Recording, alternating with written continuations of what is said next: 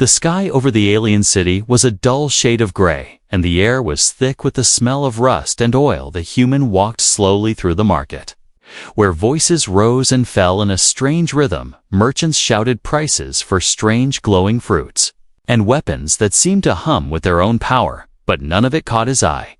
He had come here only to find spare parts for his ship. But his steps slowed when he heard the sharp sound of a metal rod hitting the ground. The sound came from a raised platform at the center of the square. Where a crowd had gathered on the platform stood an auctioneer. His long arms waving as he tried to call for bids. Beside him stood a young alien girl. Her clothes were torn and faded. Her hair hung in uneven strands as if cut in haste. Her head was lowered and her thin hands were tied with a loose metal chain. The auctioneer called her broken, useless, unable to work. The crowd laughed, some shouting that she was not even worth the food she ate. A group of alien traders at the back of the crowd whispered and shook their heads. Humans stopped in the shadows, watching her. He did not know why, but something about her made him pause. She looked small, almost fragile, yet there was a strange presence about her, like a flicker of light in the dark. When she finally lifted her head for a moment, her eyes met his. They were a pale silver color, but deep inside them there was a spark, something alive and unbroken. The auctioneer grew impatient. No one had made a single offer. He began to lower the starting price again and again, until finally he said any amount would do. The human felt the weight of a few small credit chips in his pocket. He had enough for the ship parts and maybe a little food. If he bought her, he would lose that extra comfort. But he found himself stepping forward. The crowd turned to look at him, their expressions filled with surprise and amusement. He spoke in a calm voice, offering an amount so small it made some of the traders laugh. The auctioneer's lips curled into a mocking smile, but he accepted the offer. He banged the metal rod on the floor and announced that the broken girl had been sold for the lowest price of the day. The human walked forward and took the chain from the auctioneer. The metal was cold and light, as if it could break with a single pull. The girl did not resist, but her eyes stayed on the ground. As they walked through the market together, the noise of the crowd followed them. Some called out that the human was a fool. Others whispered about what he might want from a broken alien girl. None of it mattered to him, though. He kept walking toward the edge of the city where his small ship waited. The girl walked quietly beside him, her steps slow and uneven, as if every movement caused pain. When they reached the docking bay, he unlocked the ship's ramp and motioned for her to step inside. She hesitated for a moment, looking up at the vast metal walls around them, then at the sky above, as if memorizing the place before leaving. She finally walked up the ramp, her head still lowered. The human followed, closing the hatch behind them. The sound of the locking mechanism echoed through the empty bay inside the ship. The air was warmer and quieter. He led her to a small cabin near the back and told her she could rest there. He left the door open, but she sat on the floor in the far corner, wrapping her arms around her knees. He brought her a small meal, but she did not touch it. He set it near her and stepped back, not wanting to force her hours past. The hum of the ship's systems was the only sound. Then, as he sat in the cockpit checking his route, he heard a voice behind him. It was soft and almost too quiet to hear. She was standing at the doorway, her silver eyes fixed on him. She said, "You should not have done that." Her voice was calm, but carried a weight of fear, as if his choice had placed both of them in danger. The human looked at her, not sure what she meant. She turned away without explaining and went back to the cabin, leaving him with a growing sense that he had stepped into something far larger than he could yet understand. Outside, the gray sky of the alien world faded into the black of space and the stars began to appear. But instead of feeling free, he felt the shadow of something unknown moving closer each second. The ship moved silently through the dark emptiness of space, and the human sat in the cockpit, checking the navigation screen. His mind was still on the words she had spoken earlier. "You should not have done that." He wondered why such a simple act of buying her could bring danger, but she had spoken with such certainty. It was impossible to ignore hers past before. He decided to check on her. He walked to the small cabin and found her sitting exactly where he had left her, knees pulled to her chest, and her arms wrapped tightly around them. The meal he had placed beside her remained untouched, the air inside. The room felt heavy, as if filled with an invisible wall that kept him from stepping closer. He spoke gently, telling her she was safe. Now that no one could harm her here, she did not respond. Her gaze was fixed on the floor, and her breathing was slow and steady, as if she had taught herself to disappear without moving. He tried again, asking her name and where she had come from, but she stayed silent. Her silence was not the silence of someone unwilling to speak, but the silence of someone afraid to open a door they could never close again. The human noticed small details about her that did not match the image of someone broken. Her posture, though closed off, still had an odd grace. Her skin, though pale, had faint glowing lines running across it like threads of light beneath the surface, and there was the mark on her neck, a small metallic emblem half hidden under her hair. He moved a little closer, trying to see it better, but she flinched and pressed herself against the wall as if his approach was a threat. He stepped back, raising his hands to show he meant no harm. Then he quietly placed another small tray of food on the floor near her and left the cabin. He decided not to push her to speak. Instead, he would wait and give her space. Perhaps with time, she would tell him what he needed to know later. That cycle, as he worked in the engine bay, he heard a faint sound drifting through the narrow corridors of the ship. It was a low, humming, soft, and almost musical. He followed it carefully until he reached the cabin door. The girl was still sitting in the corner, but her eyes were closed and her lips moved slowly, as if forming words without sound. The hum rose and fell in a pattern that did not seem random. It felt almost like a code. The human leaned against the doorway, listening. The sound was strange, but soothing, yet there was something else beneath it. The ship's console in the hallway suddenly flickered, and a faint light began to pulse in time with her voice.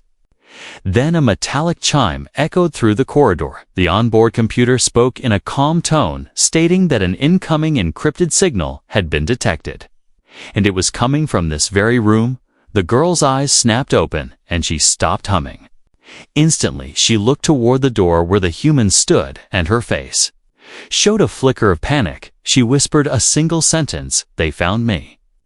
Her voice trembled, but there was no hesitation. As if she had known this moment would come, the human stepped into the cabin, asking her who had found her and why. She shook her head slowly and then told him fragments of the truth. She had once been part of a program run by her people, a program that trained certain chosen children to interface with ancient machines older than any empire in the galaxy. She had been one of the most promising until an accident had left her with an injured leg. The leaders declared her useless and erased her from the records. Her humming, she explained, was not just a song, it was an activation key, a pattern of tones that could wake dormant systems. She had not meant to use it now, but sometimes in her sleep. The tones escaped and traveled farther than she realized. The signal they had detected was a beacon, and it would bring others to her quickly. The human felt a cold weight settle in his chest. He asked how much time they had before someone came. She said not much, and her eyes darted toward the window as if expecting to see ships already closing in. He told her to stay inside and prepare for sudden movement while he returned to the cockpit. He began to adjust the course, setting a path toward the nearest asteroid field, hoping its dense cover would hide them. The girl remained in her cabin, sitting silently once more, but now her eyes stayed open and her body tensed with every faint sound in the ship. Her hands rested on her knees, but the fingers twitched as if ready to move at a moment's notice. In the cockpit, the human watched the radar carefully and saw a faint blip appear on the far edge of the scanner. It was moving faster than their ship, and it was closing the distance. The blip on the radar grew larger with each passing minute, and the human knew it was no ordinary ship. Its speed and direct course toward them meant it had locked on to their location. He tightened his grip on the control sticks and adjusted the Ship's angle, hoping to buy some time, the hum of the engines grew louder as he pushed them to their limit from the cabin. The girl appeared at the doorway, her silver eyes scanning the screens. She said quietly, "They are here." Her voice was calm, but there was a depth in it that carried both fear and certainty. The human asked her who they were. She answered in a whisper, "Hunters sent by the royal fleet to bring me back, or end me." Her words hung heavy in the small cockpit. The human kept his focus on the controls, but his mind was racing. He needed to know why they would go to such lengths for someone they had once called broken. She stepped closer and told him more of her story. She had been one of the last living keybearers trained from childhood to communicate with ancient technology. Her voice patterns were encoded in a way that could unlock systems no one else could access. She had been part of a mission to awaken an ancient device, but during the process, an overload had injured her leg and thrown her into a coma for weeks. When she woke, the leaders decided she was no longer fit for the role, and she was sold away as nothing.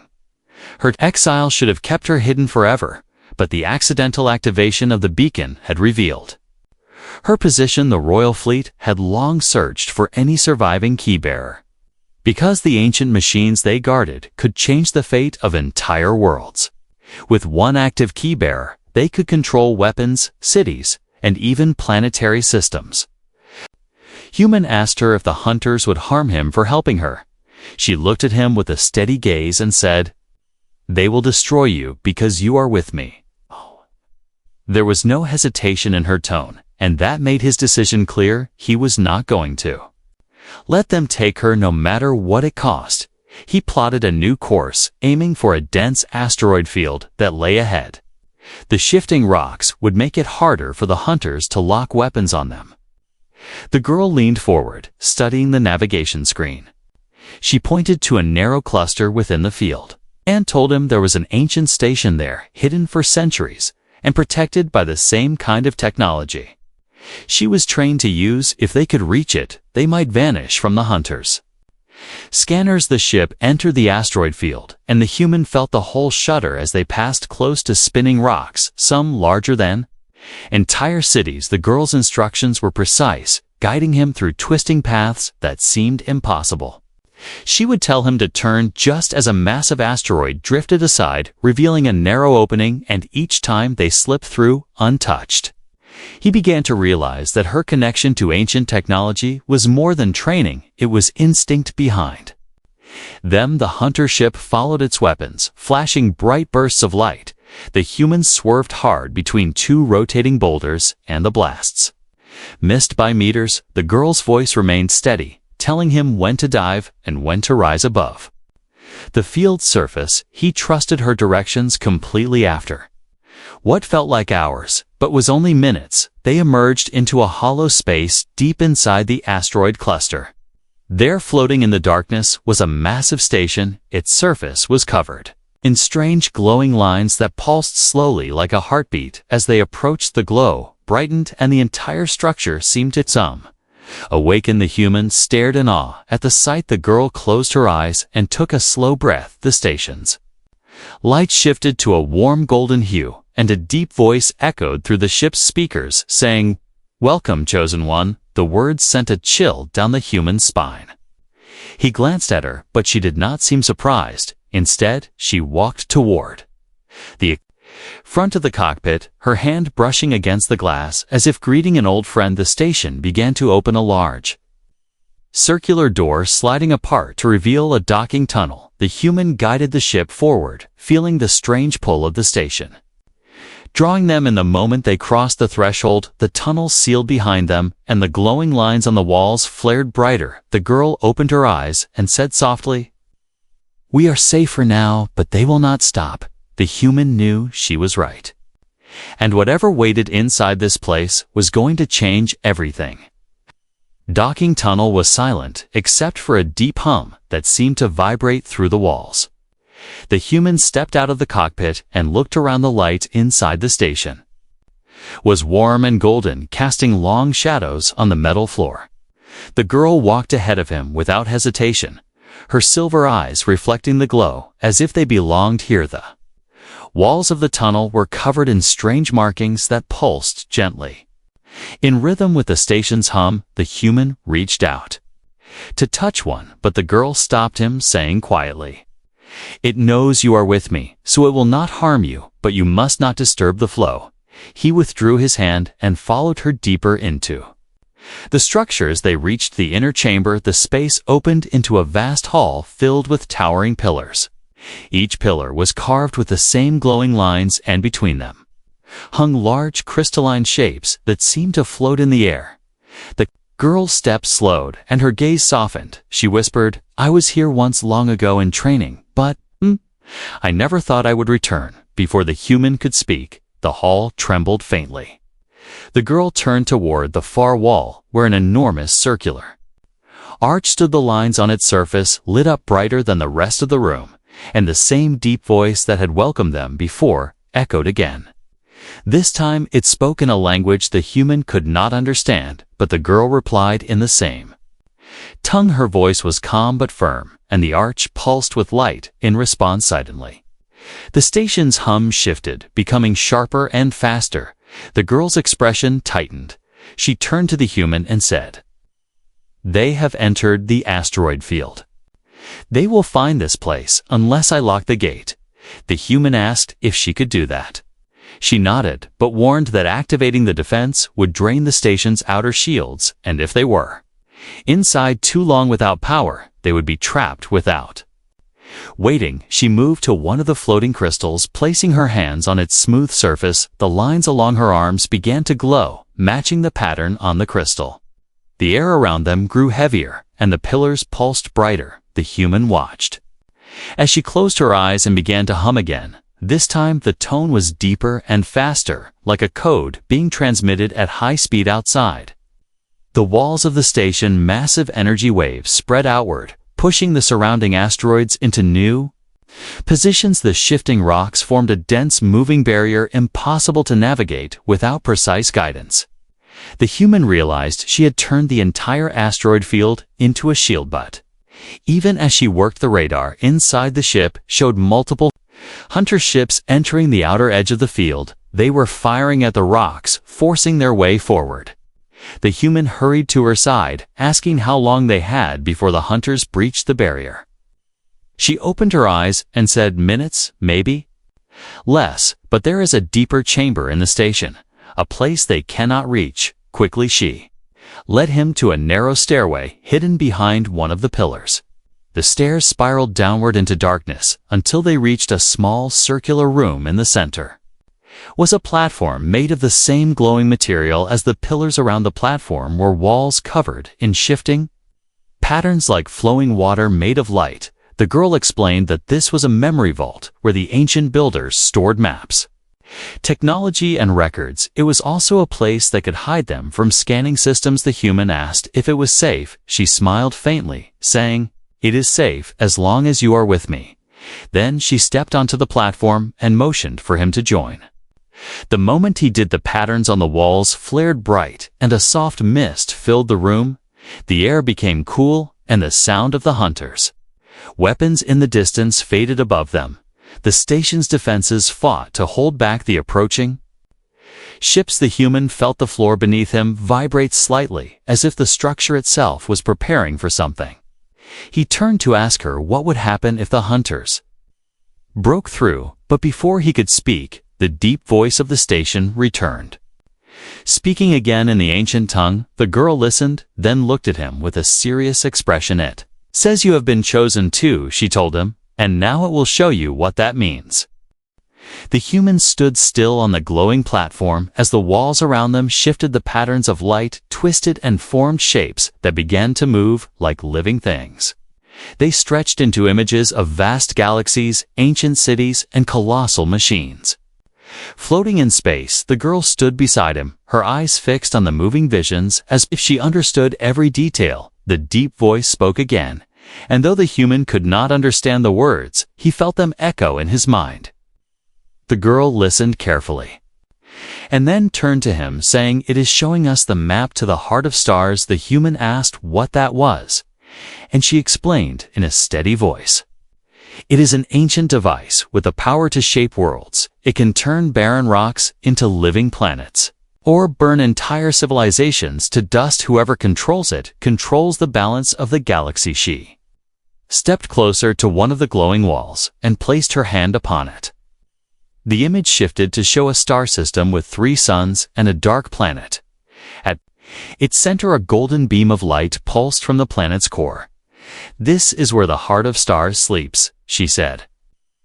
Her voice carried both awe and fear. "Only a key bearer can awaken it, and only if the code is complete." The human asked if she had the code. She lowered her gaze and admitted, "I have part of it. The other part was given to my twin sister before we were separated. I thought she had died, but the voice says she lives, and she is in the hands of the royal hunters. That is why they are coming for me. If they take me, they will have the full code." The human felt a knot tighten in his chest. He asked how they could find her before the hunters did. The girl traced the glowing lines on the wall, and a path appeared leading through clusters of stars and dangerous territories. She said softly, "This is the way, but it will not open for just me. The station says you are part of the key now." The human stared at her, not understanding. She told him that when he had bought her at the market, he had unknowingly triggered an ancient pact. The station recognized his active choice as one of value and trust, and so it marked him as a protector. In the language of the builders, a protector and a bearer together could unlock the heart of stars. Before the human could speak, the walls dimmed slightly, and a warning tone filled the room. The girl looked upward and said, "The hunters have breached the first shield. They are inside the outer chamber. We must leave now." The human followed her up the spiral stairs, their steps echoing in the dim, golden light. When they returned to the great hall, the pillars pulsed faster, and the air was filled with a low vibration. The girl moved quickly toward one of the side corridors, telling him there was another docking port deep inside the station that could take them out unseen. The human kept close behind, watching the lines of light on her skin grow brighter with every step. They reached the corridor. A sharp metallic sound echoed from behind. Armed hunters in black armor appeared at the far end of the hall. Their weapons glowed a faint red, and their voices shouted commands in a language the human could not understand. The girl grabbed his arm and pulled him forward, running faster than he thought she could. Given her injured leg, the hunters opened fire, and bright bursts of energy struck the walls, sending showers of sparks into the air. They turned a corner and came to a sealed door covered in the same glowing lines as the walls. The girl placed both hands on it and began to hum again.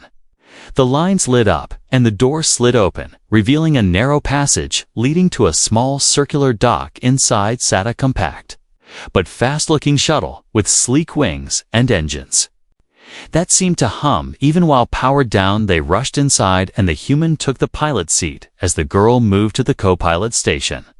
She tapped a sequence into the console, and the shuttle came alive. The docking clamps released, and the engines roared to life as they launched into the dark space between the asteroids. The station behind them began to dim slowly, returning to its slumber. Girl turned to him, her silver eyes steady and unblinking. She said, "We have the map, but we will need more than speed to find my sister. The hunters will not stop now, and when they learn you are part of the key, they will come for you too." The shuttle sliced through the asteroid shadows, moving fast, but the radar showed multiple hunter ships closing in from different angles. The human kept his hands tight on the controls, weaving between drifting rocks while the girl watched the scanner. Her voice was calm but urgent, saying, "They are forming a trap ahead, and we cannot break it by speed alone." The human asked her what choice they had. She looked at him and said, "We fight, but we fight together." She reached for a compartment under her seat and pulled out 2 small blasters, handing one to him. He had used weapons before, but never while piloting a moving craft. This time he had no choice. The first hunter's ship came into view, sliding out from behind a massive asteroid. Its black hull reflected no light, and its weapons began to glow red. The girl tapped the side console, opening a rear hatch. And without hesitation, she leaned out, firing precise bursts of energy.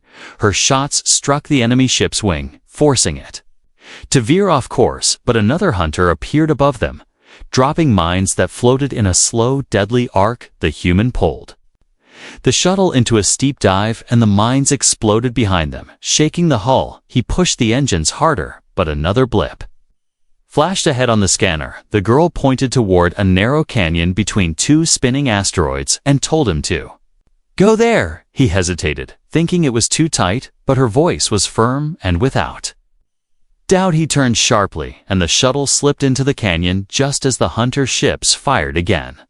The blasts missed and slammed into the asteroid walls instead, sending chunks of rock spinning into space inside the canyon. The path twisted like a living maze.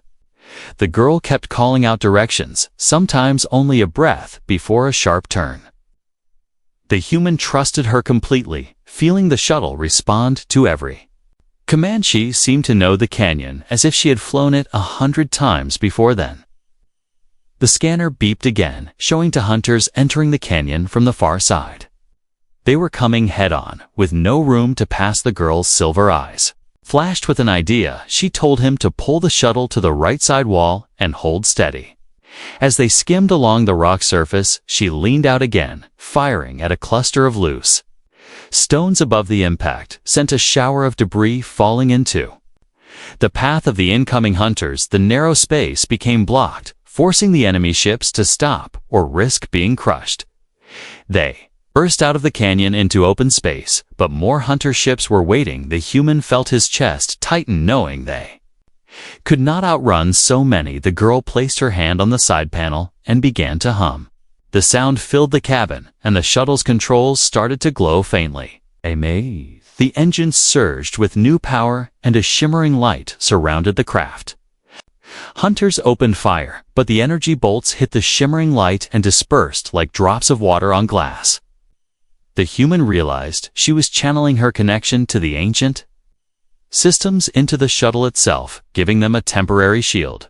She told them it would not last long, but it would give them the opening they needed. Ahead lay a large hollow asteroid with a tunnel wide enough for the shuttle.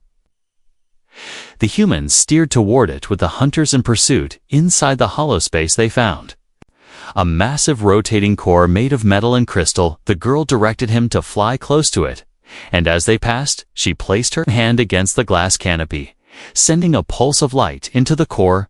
The core flared to life, and the entire hollow asteroid began to collapse in on itself. The human pushed the engines to maximum as the tunnel behind them started to crumble.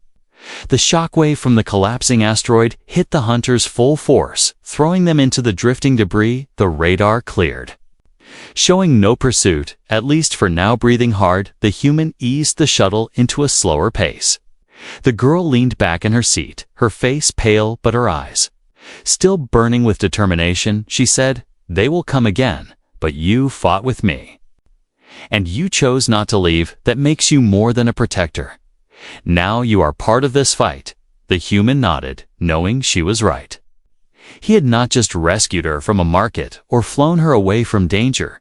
He had stood beside her against the force that wanted to claim her life and her power. The stars drifted past the shuttle's canopy as the engines hummed softly. The human kept the course steady while the girl sat beside him, wrapped in quiet thought. The silence between them was not empty, but full of unspoken understanding. They had survived the hunters, but both knew the chase was far from over. The girl finally spoke, saying, "We cannot keep running forever. If we are to find my sister and reach the heart of stars, we must find a place to rest, repair, and plan." The human nodded and asked if she knew such a place. She told him of a quiet green planet far from trade routes, a place where the ancient maps marked as Sanctuary 1. It was a place the hunters avoided because the old codes still lived there and would not let them past. They adjusted their course, and after hours of travel, the deep black gave way to a horizon painted in emerald and gold. The planet shimmered under a soft light, and its surface was covered in forests, rivers, and silver lakes. The human guided The shuttle threw a thin veil of clouds and landed in a meadow surrounded by tall trees whose leaves whispered in the wind. Wind, wind. They stepped out, the air was warm and clean. The girl took a deep breath, and for the first time since he had met her. Her shoulders seemed to relax. She looked around with a faint smile, saying, "It feels alive here, and it does not judge me." They walked to a nearby stream where clear water flowed over smooth stones. She knelt and let the water run through her fingers. Watching the ripples catch the sunlight, Human asked her if this was where she had trained. She shook her head and said no.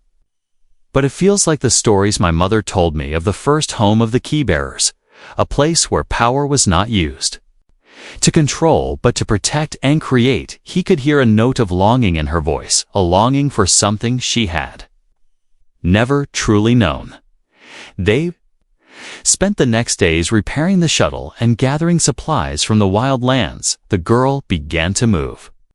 With more strength, her limp fading as if the planet itself was healing her. She would sometimes hum softly, and the trees around them would sway as if listening. The human found himself watching her in those moments, realizing she was not just a bearer of ancient power, but someone who had been denied a chance to simply live. One evening, as the sky turned gold with the setting sun, they sat by the fire they had built. The human asked her, she ever thought of what life would have been like without the hunters, without the burden of the heart of stars. She looked into the flames for a long moment before saying, "I used to dream of that, but now I see that the power I carry is part of me, and if I can choose to use it to protect, rather than destroy, then it is not a burden. It is my path." The human felt something shift inside him at her words. He told her that when he first saw her at the market, he had only acted on impulse, but now he understood it was more than that. He had seen her worth even when the rest of the galaxy had turned away. She met his gaze, and her silver eyes shone in the firelight, saying, "You gave me my life back, and for that, you will have my loyalty and my trust always." In the days that followed, they began to prepare for the journey to find her sister. The map stored in the shuttle showed the dangerous routes ahead, and the girl explained the challenges they would face. The human listened carefully, knowing that each step would bring them closer, not only to the heart of stars, but to the final confrontation with the royal hunters on their last night in Sanctuary 1. They stood together at the edge of the meadow, looking up at the sky. The stars seemed brighter here, and the wind carried the scent of flowers. The girl spoke softly, saying, "They called me broken, but you saw me whole, and because of that, I will never run alone again." The human placed a hand on her shoulder and simply said, "Then we go together, always." When they boarded the shuttle the next morning, the engines came to life with a steady hum. The planet's green horizon faded behind them as they rose into the sky. Their course was set. Their course was set. Their goal was filled with danger. They both carried the same unshakable truth: she was worth more than any treasure, and no force in the galaxy would take that from them.